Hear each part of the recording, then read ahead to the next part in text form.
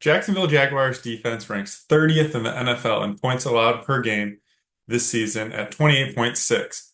Over the last 3 weeks, that number is 35 points per game. That's gotta excite Bears fans heading into this Week 6 matchup across the pond.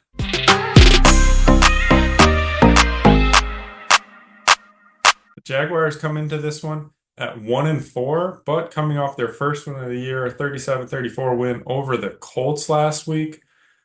But a big reason for those Jaguars struggles is the defense. As we look at this chart here, opponent pass yards per game, they rank dead last in the league, 32nd. Opponent yards per game, 31st. Opponent yards per play, 29th. And their blitz percentage, I thought very interesting. Third to last in the league at 17.7%. So they're really just not getting any pressure on opposing quarterbacks, and other teams are doing basically whatever they would like. And then, of course, I mentioned that stat of points allowed per game in general at 28.6, ranking 30th in the NFL, and that being even higher over the past 3 weeks. On the offensive side of the ball, the Jaguars have been about average, ranking 15th in the NFL in yards per play. But one area where they have struggled is completion percentage, ranking 31st. So second to last in the NFL on that. And so let's take a look at Trevor Lawrence. He ranks fourth lowest in completion percentage among current NFL quarterbacks. So some of the reason the team might be 31st, but he's ranking 20 or the 28th would be you see some of these guys below him haven't played every game. Anthony Richardson was out last week.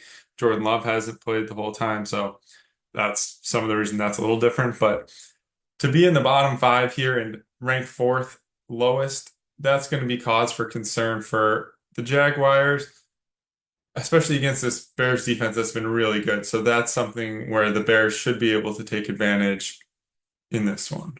Now, if we take a look at Trevor Lawrence's completion percentage by game, we see there was a drastic uptick last week with 82%, 82.4% against Indianapolis.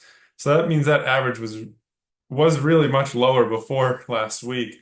And how much do we put into a good week against Indianapolis? I'm not going to put a whole lot to it. As you see, he's in the 50s and 40s every other week. And that's going to if we take that out, that puts him with the worst percentage in the league. So I think it's important to understand the context and to put it forward going into this game. Does that mean he was good last week and he should be back, he snapped out of it, or does it mean he had an outlier week last week? We'll find out. But I think this is an interesting way to look at it rather than just the average in that last graph. Just for fun, here's the same graph for Caleb Williams, completion percentage by game. Just fun to see a general upward increase there.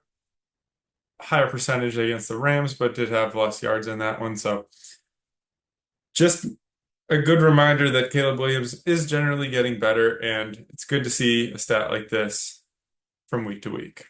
Let's take a quick look at Jaguars' top receivers this year. Brian Thomas Jr. leading the way, and last week he had a massive week, 5 receptions, 122 yards, and a touchdown in the Jaguars' first win of the season.